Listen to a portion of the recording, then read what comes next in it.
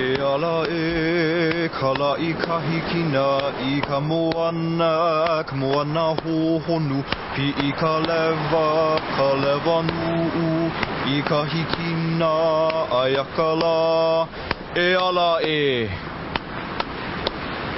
E ala e kala I kahikina I ka moana hohonu Pi ka lewa nuu I kahikina ayakala E ala e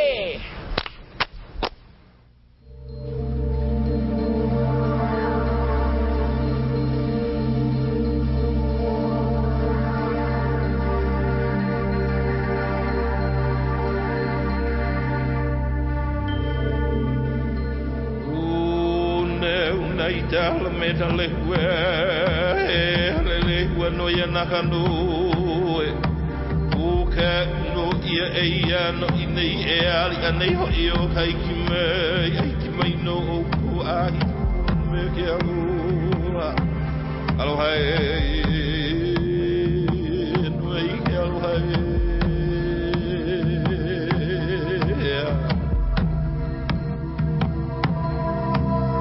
Hiki no kako hanu kalipua ina he ua li marino steady hiki no kako hanu kalipua kena vale no Pona hele a kupa I ke kahi wahi malama I ke la wahi I lele ke ai he a ka pono he hala ke la mea I pono I hana I. Olmo kako I ka ea o ka aina, hapai ke kahi kako o ke kahi holmo kako. Aloha, I'm Kale Kau'i, your host for this special presentation of Na Melepana, Songs of Beloved Places. A kupuna once said, "Tell me the landscape in which you live, and I'll tell you who you are." Over the next 50 minutes, we'll be celebrating Melepana as expressions of aloha for the Aina. We'll visit fish ponds, kalo farms, and outdoor classrooms. We'll meet fishermen, farmers, students, and educators. And we'll hear from our kupuna, who will share with us a sense of their unique spiritual geography. Melepana, capturing the spirit of the Aina through the beauty of song.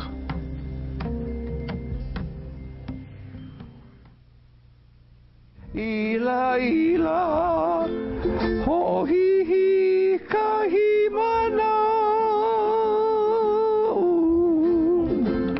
Ia maihu ihui koni ikai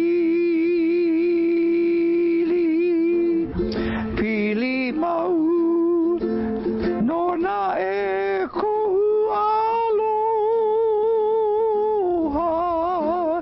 me ka ua pepaha pohaku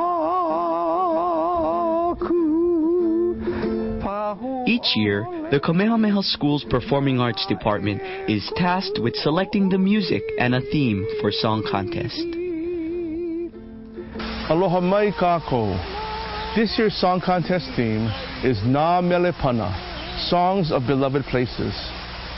Students will be singing compositions that honor the unique qualities and spirit of particular areas throughout Hawaii, as captured through the winds, the rains, the mountains, the ocean currents, and even the sounds of water. Melepana are expressions of love for the Aina. Kono ia kawana o e na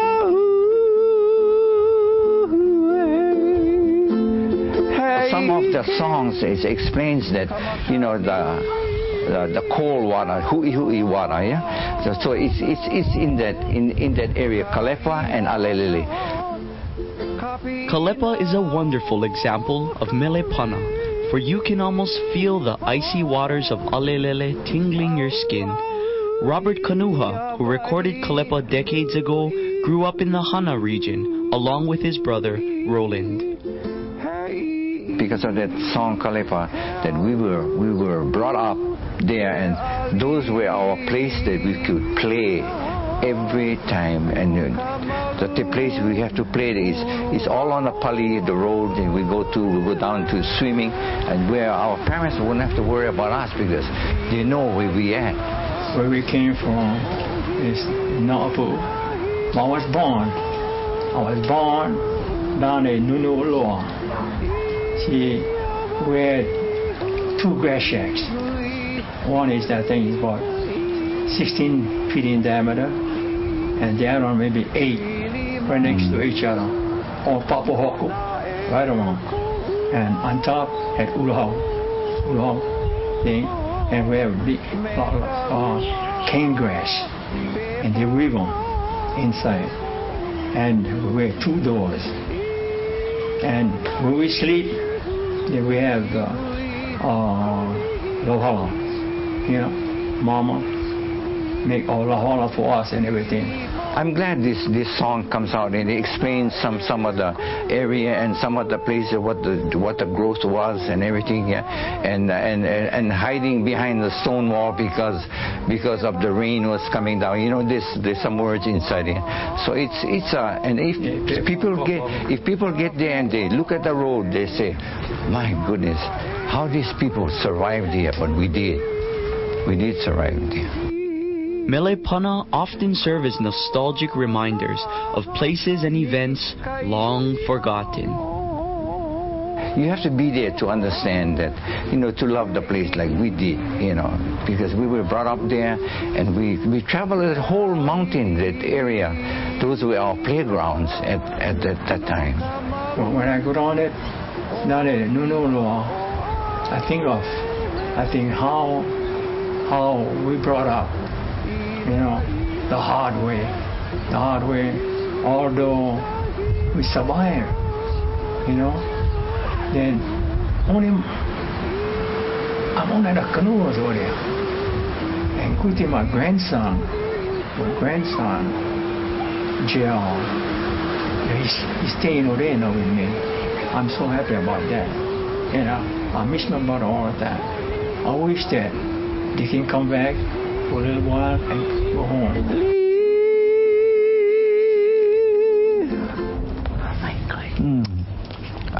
Aloha.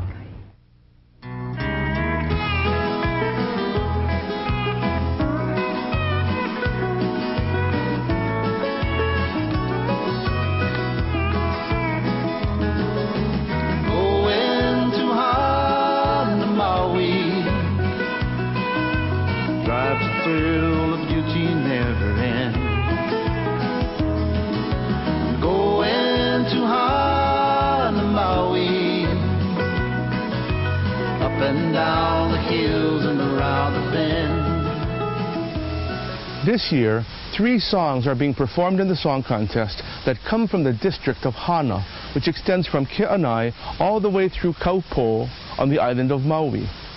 We visited with the Kupa'oka'aina, the people of the land, who shared with us just what makes Hana so special. A lot of us here in this community know almost every family. And that's what's so special. It's the Maka'ainana, the people in general, that makes Hana so special. It's the people. That's why I make it good over here. Everyone has the aloha. Big aloha in them. You wait to them, they wait, you talk, you call them, they come. Kaupo is a nice place, but most time we just go fishing. Tonet, where the church is, all over there we go fishing. Then we go down to they call that waipu. That's where I go fishing. Everybody knows everybody. Everybody can relate to everybody, and even if you're not well known around the community, they'll make you feel welcome. We have to make a commitment to to live a life that is remote, but also that is simplified. And it's not fancy. It's low key actually, and I think it's humbling because there are no hidden expectations. It's very real. It's honest, and to a certain extent, I think it's very pure. I think what makes Hana so unique is that families are still connected to their ancestral land, and in a very, very deep, deep way. Families know where they come from. They know the place names. They know the winds. They know the oceans. They know the seasons of the area. They know who's buried where. They know who was born where the picos are placed. So there's a generational connection. Kalani English, a Hana native who can trace his family roots back at least 10 generations, is reverent about the Vahipana of the region. The outside world views Hana as one continuum. Hana is one district, one region. But if you're from here, you view it very differently. I'm not from Hana, I'm from Haneo'o. This is my little Ahupua.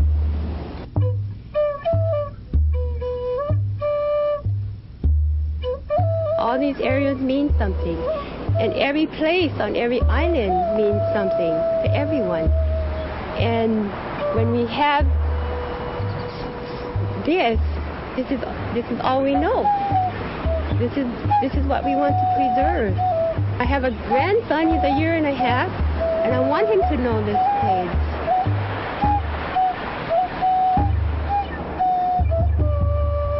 Kainoa Ka'awamo, a boarder at Kamehameha School's Kapalama campus, commutes home on weekends to work in his family's taro patch at Wailua Nui near Ke'anai.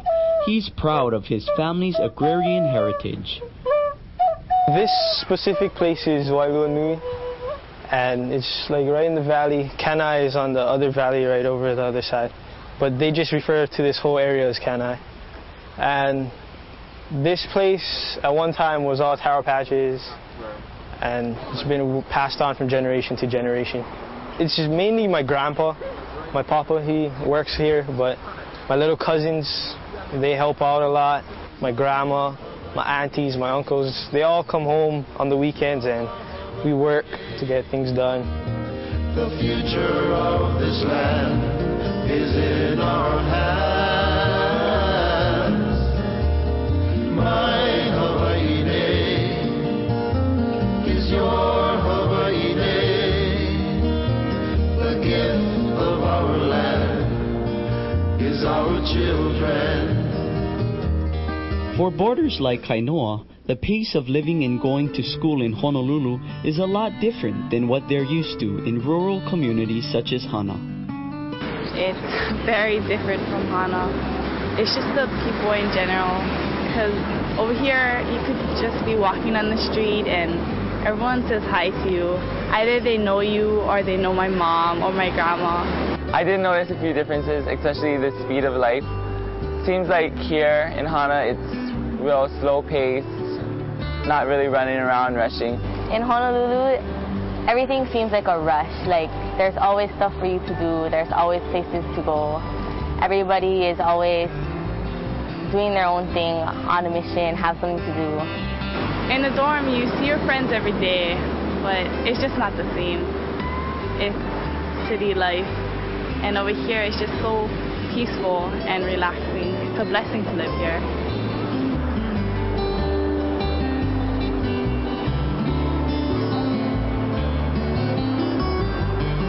Like so many of our Hawaiian communities, Hana is struggling with serious social and economic challenges. I see two things that are changing in Hana. The first is demographics. We'd like to believe that Hana is a very Hawaiian place, and it is. It is by force of culture.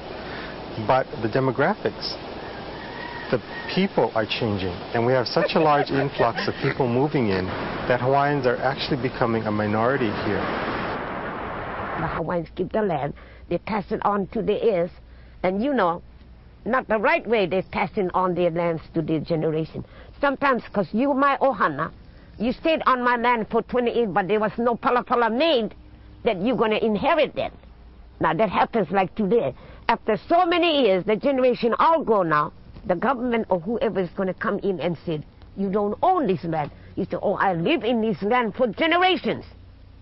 But no more the pala to show that you own the land. That's where the piliki of the land today. It's just passed by word of mouth, not paper. Like the Hawaiians, if you hohiki, you make the pala, you know you're going to end it. You're going to have no problem. That's where the piliki of the land today. It's verbal.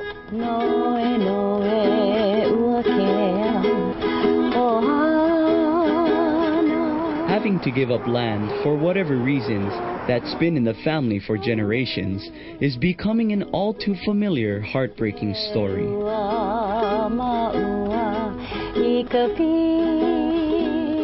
I signed it over, and then we gave it to our lawyer, and whatever happened.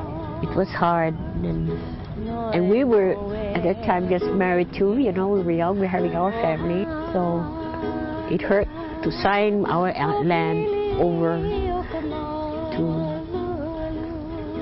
somebody that so highly educated, and they will actually do whatever they wanted. They own the land, you know, and what they wanted to do was build a condominium on there. And then that saddened my heart real badly, but it was a good thing that our family that is across the road, our Kupau family that is across the road, held on and says no. People think that because you can't afford to pay your tax and they buy it out from you people, they own the land. They don't. It belongs to us.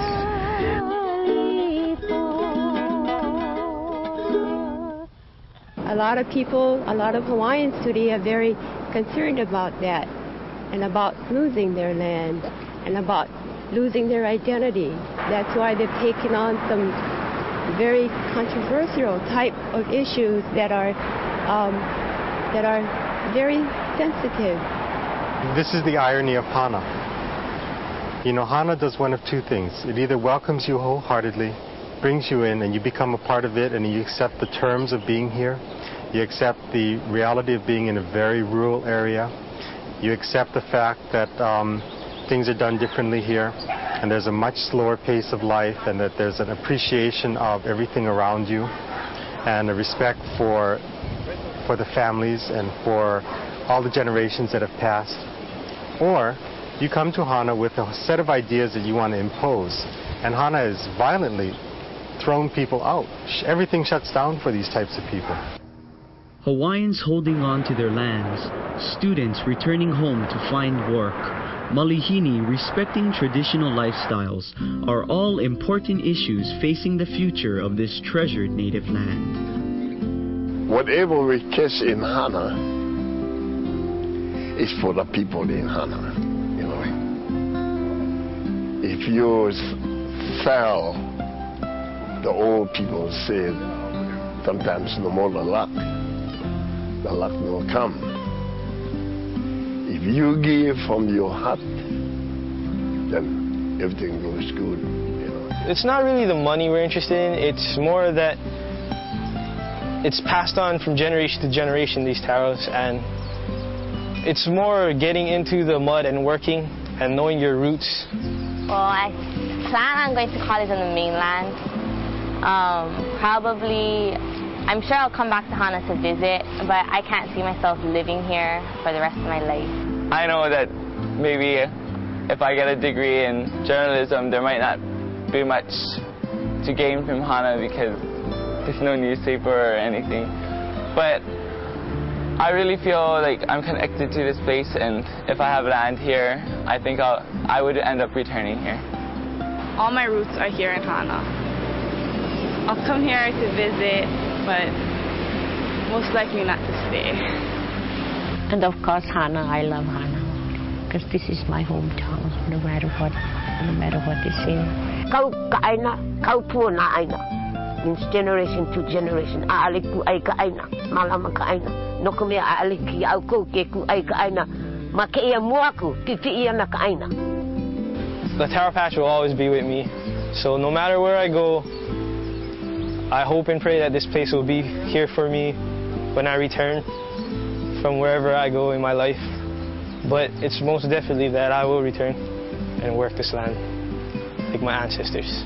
Na kupuna e kanu ka mea ai, e ho'omana ka aina me kalako lima hana, na mala uala, na mala mai'a, loa mea mai kai. Manawa e halai na kupuna. Manawa lako e pio ka lako makaia. I hana nei, ke kanu nei ke kino make I ka aina nei. Ka aina ohana. And o kela ka mea nui, because o kela ka mea nui no ka mea e ho'omana ka aina me ka lako iwi. No ka ohana e ola nei, ka ohana I koi a ike. Ea kawahi e kanu ai ku ututu aloha, ku umama aloha, a ale hiki ke ku ai aku ke I aina. A ale hiki ke nalo vale ke I aina.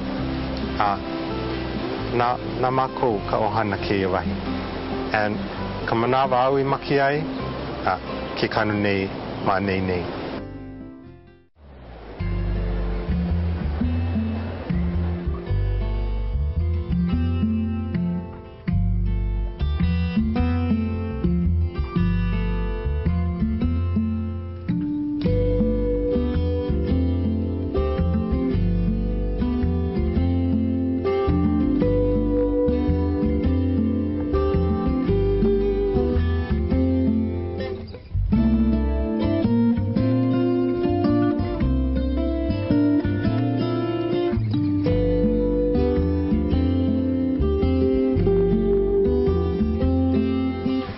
For generations, the Aina has offered up great bounty for the sustenance of the Hawaiian people. Therefore, it seems so natural to turn to the land for strength and for the healing of the mind, the body, and the soul. Ho'ola. Okay, now you're going to mark on the... Get a kind of a temporary mark. You know it's going to be at the end right there, yeah? I know where it's at. Yeah, okay. Now, let me double check first. We started working with young people who were alienated, and we probably were a little alienated ourselves, trying to reconnect with a sense of the Aina.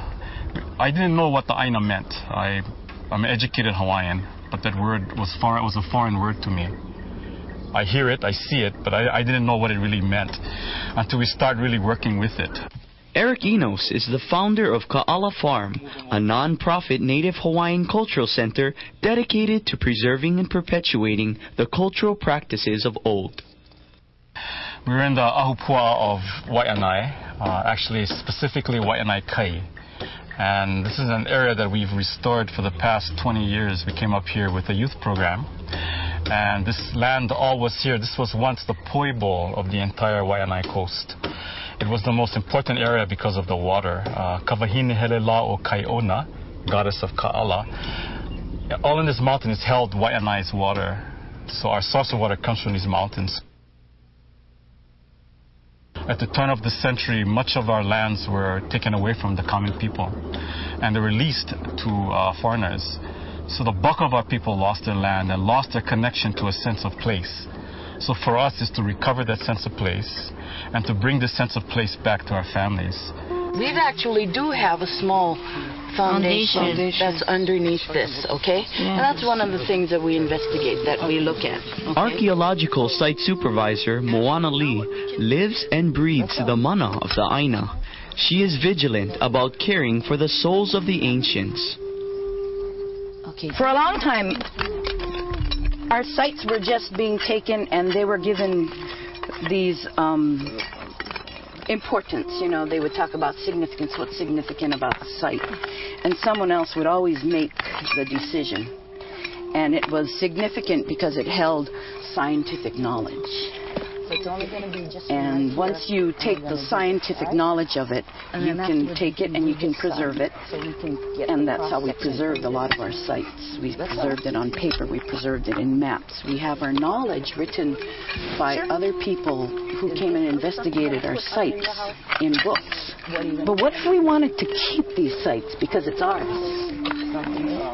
We never came into the decision-making of it until just recently, because we decided that these were ours.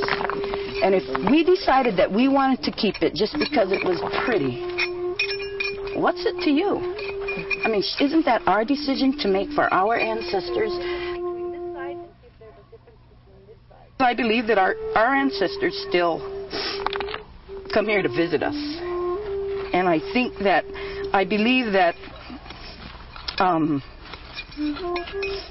these are areas that they will come to frequent. That these are places that they recognize. And if we don't have them, then they don't have anywhere to go.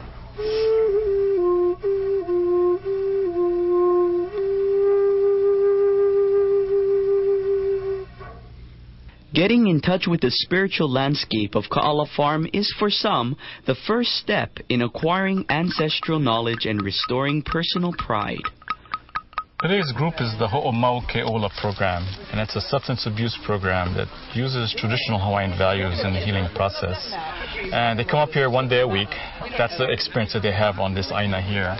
And we do things on the land. We actually work. It's a work day, and they learn about the culture by doing it. We do kapa making, we do pohaku, we do building hale, plant kalo, harvest the kalo, pound the kalo. And it's a way for them to get in touch with their ancestral knowledge and have that kind of sense of pride in who their ancestors were. This pretty much is life, aina, living off the land, perpetuating, and all that good stuff that actually. I'm in a drug treatment, so shows you pretty much what you can do besides drugs. What taking care of that aina, without the land, we got water. I mean, you know what I'm saying? Without the land, we ain't got no house to live on. We ain't got no food to grow or to eat. And Aloha Aina is pretty much to me just taking care of the land, which will take care of you. Kapa making is a skill that the average Hawaiian household hasn't had to rely on for more than 100 years. Caring for the land provides the resources essential for the practice of this highly regarded art form.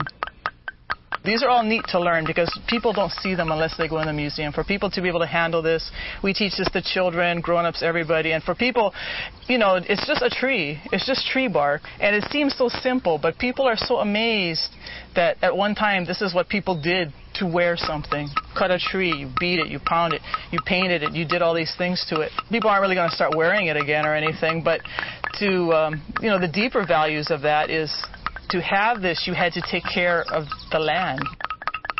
The idea that the land can provide for us, if we have it's like being rooted somewhere. It's in your culture, it's in your language, it's in your family, it's in your extended ohana. But aina helps to bring us to that, so that there's some foundation, a kumuhonua mauleola, many different parts of our culture that can come together on the earth and with the food that we eat, and we understand the natural forces that are around us and how to take care of it, the land, the water, the ocean, and all the things that we need to survive.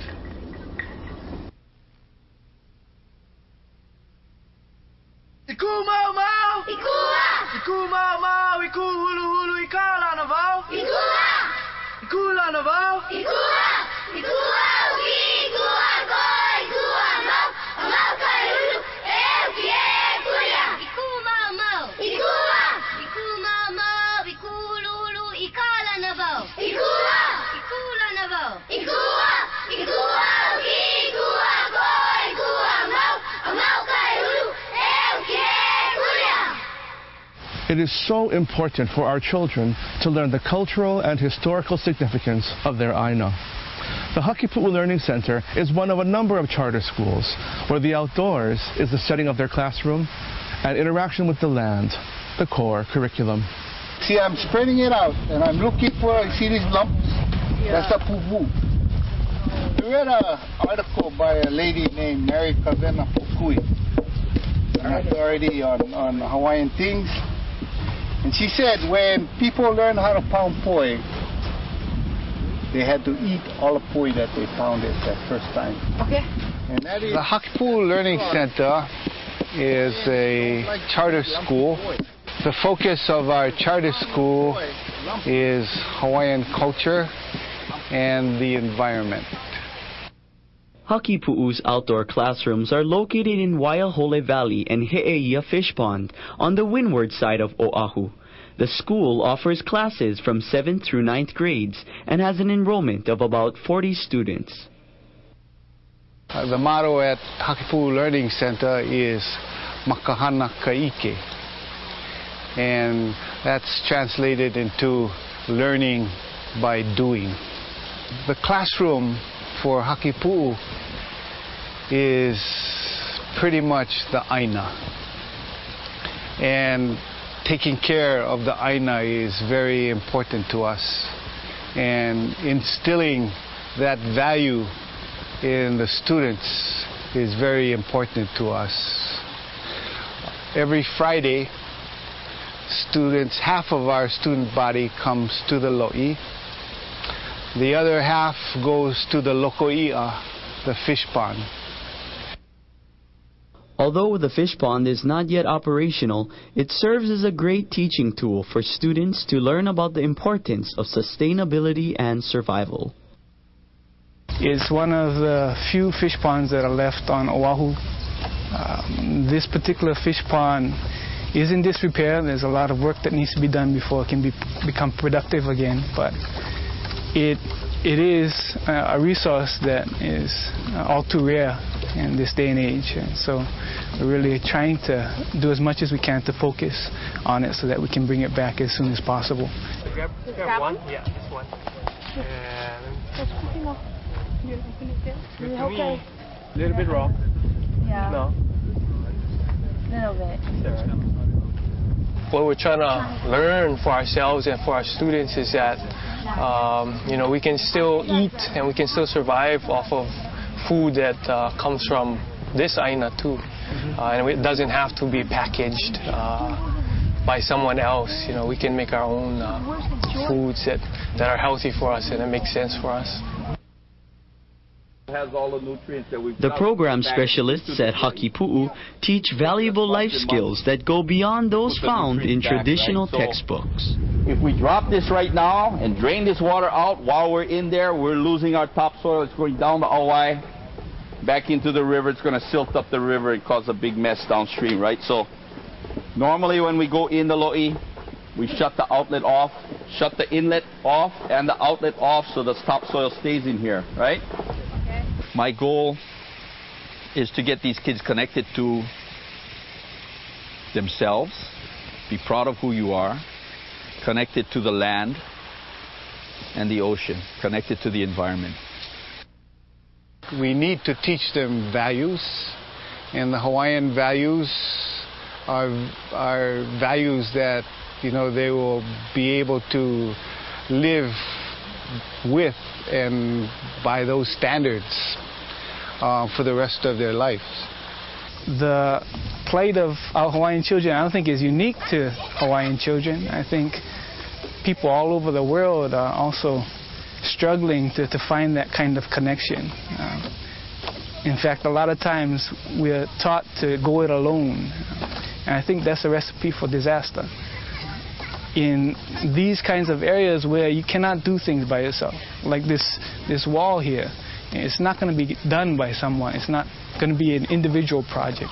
You're going to need lots of hands coming together, lots of people physically interacting with one another.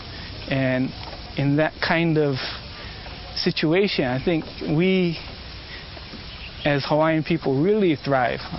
And certainly the more we can provide this for our children, for all of us, the better off all of us are. How do you measure the success of a program like Hakipu'u? Simple, just ask one of its students. Words can't describe how special this place is, because you have the stream that's been flowing for hundreds of years, and that's providing the food for you. You're making the food, you're getting in touch with nature and the Hawaiian in all of us, and it makes me feel so good.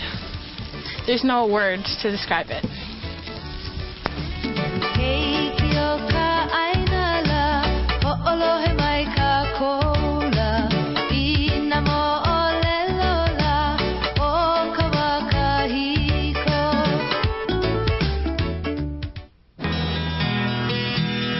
I remember the days when we were younger. We used to catch ofu in the mountain stream. Round the Kolau hills we'd ride on horseback. So long ago it seems it was a dream. Last night I dreamt I was returning. Balance was inherent in the lifestyle and worldview of our ancestors. Today, in this rapidly changing world, we must recognize the importance of our role as stewards and strive to achieve the balance necessary for our survival. Pono hele a kupa I ke kahi wahi, malama I ke la wahi. I lele ke ai hea ka pono, he hala ke la mea I pono I hana I. We all rely on our relationship to the land. I mean, we all eat, and we either get our food from the land or from the ocean. And a lot of times that connection is invisible. It's obscured. And if we make it obvious again, then we start to have a little more respect for the land, respect for our water, respect for the water that's flowing in the stream, respect for that water that flows into the ocean and creates the brackish water in the estuaries and the places that are breeding grounds for fish. And when we regain that respect, we'll start to treat those resources in a better way. At Kamehameha schools, land is our most important economic and cultural resource. Well, obviously the land is really the center of everything. It is what Bernice Pohe Bishop passed on to the trustees to manage with the vision she had in mind, and that was the education of children of Hawaiian ancestry. Now, why the land becomes important, it's essentially the valuable core, not only in terms of potential returns on financial investments, but it's also the sense of what Hawaii is and who the Hawaiians are and what their cultural base is about. I think the greatest misconception is that we should pursue the management of these endowment resources with a single bottom line mentality. That sometimes people approach us and say these lands are exclusively to derive economic benefits. Or perhaps others would say these lands are exclusively, for your stewardship responsibility, in which case we could pour mountains of money into the stewardship of lands that would deprive benefits of Native Hawaiian beneficiaries. It takes a balance. Balance is a critical issue for ali'i trusts that are dependent on income from investments and from their lands. As a land-based trust, and particularly a Hawaiian land-based trust, the land is very special to us, and it is very important for us to seek not only an economic return, but in the case of Kamehameha schools, where our new strategic plan has us improving the well-being of the Hawaiian people through education, we must also balance the meaning of the Aina to the Hawaiian people. And therefore, we cannot just look at economic return, but it is really important to look at a cultural return as well. Economics are obviously that's bottom lines, But I think as Hawaiian trusts, and especially these trusts whose beneficiaries are Hawaiian, it is important, and I think it's a key element that, you know, for me, it's important to bring our traditions forward, you know, bringing the best from our past forward. And that's how tradition, culture, Hawaiian values perpetuate. We, like many other elite trusts, are land trusts. And so our economic basis comes from the earnings from our land, which funds our programs. In the recent past, we have met some challenges. The largest challenge we have had to meet just in the last year has to do with mandatory leasehold conversion, where private parties have sought to take our land from us through the use of government power, in this case, the condemnation power of the City and County of Honolulu. So the greatest challenge that faces any landed trust, and especially elite trusts like ours at this point in time, is retaining your land. Holding on to the land is also becoming more difficult for small landowners like Marguerite Kauhane. She's fighting mandatory leasehold conversion on a Makiki property that's been in her family since the 1850s. Being forced to sell land to those who signed a contract agreeing to a lease has left her frustrated. It wasn't a matter of investing someplace else money in. We wanted the land, and that was what we thought we were going to land, because that's what Grandma entrusted the contract. I don't know how to explain it. It's just so tight. It's so tight in my heart that I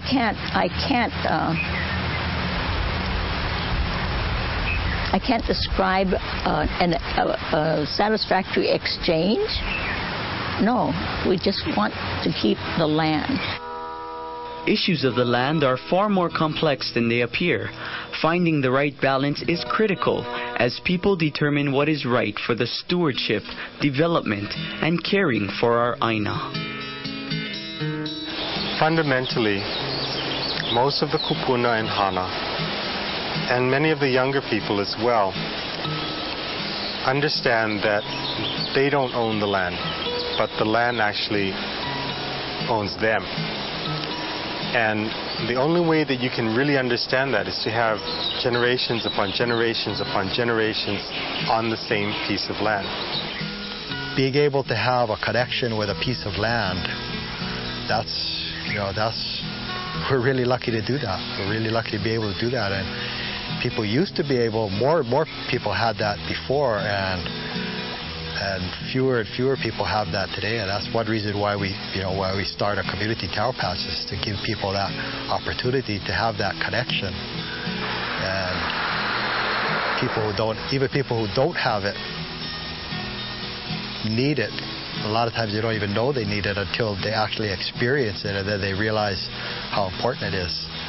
So I think, for myself and for my family, we've been really lucky to be able to have that connection with a place.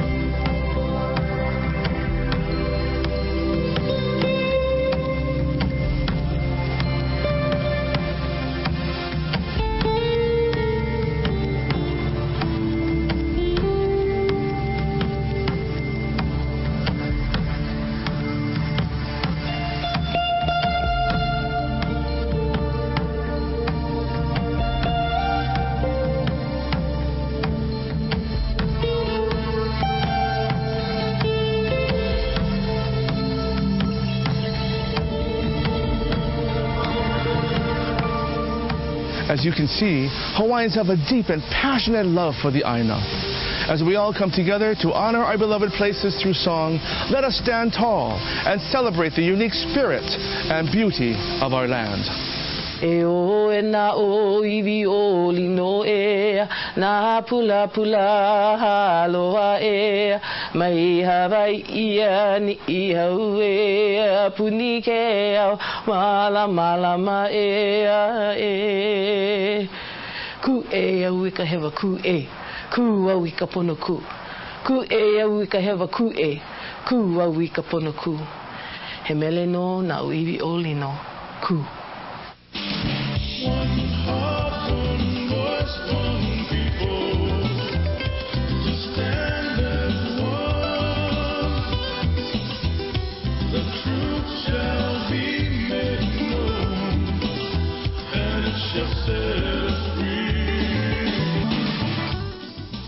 Even if I have to go back to the old ways of living, they never had toilets. We had the open house. We never had place to out but go kahawai, or we build one papai hale, which one miller shed like for out. I'll always love my aina. I don't care where I go, I come back. I'll always think of where I was brought up. Ina nana oe mawaho. Ike I ka aina, a hele I ka aina, e ulu ana ke la aloha no ka aina. Ma ke ano he ohana. O ka olelo po kako mau kupuna he ohana no ka aina. Na makua like I hanau mai ka aina me ke kanaka. Ano laila oe ka pili. Ina e kula I oe I kou ohana. Pela no oe e kula I ka aina ke kahi. Maybe what will protect this place is the ancestors more than anyone else. Because every time a family name is invoked, they're invoked. And their presence comes back. And that's the presence that holds the mana, that holds the spirit of this place.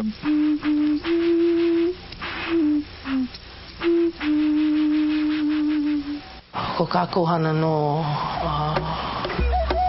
na mamo aloha no na uiwi o lino. Nui na hana nui. He nui na hana no kako no ki au mamua. I was raised learning to respect my elders and being able to put hard work into the land. And I guess I have the opportunities that some people don't to live in this kind of place. So I learned to help my family and respect, mostly respect, because it's all out of love and it's my culture. Kono ia, kamana o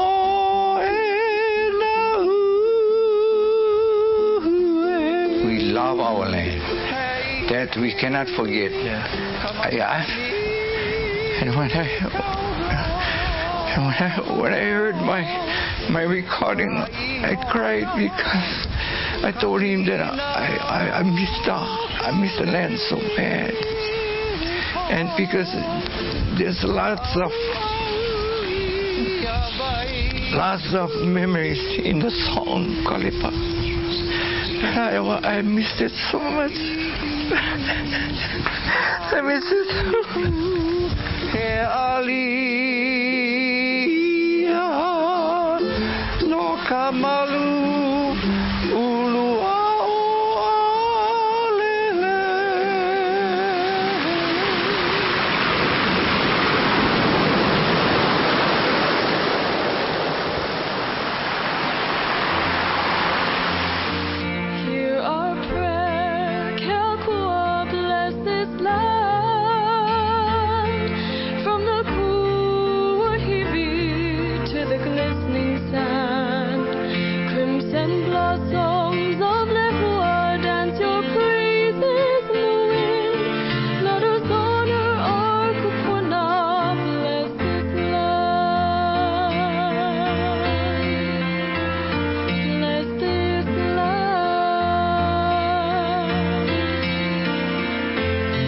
Let the light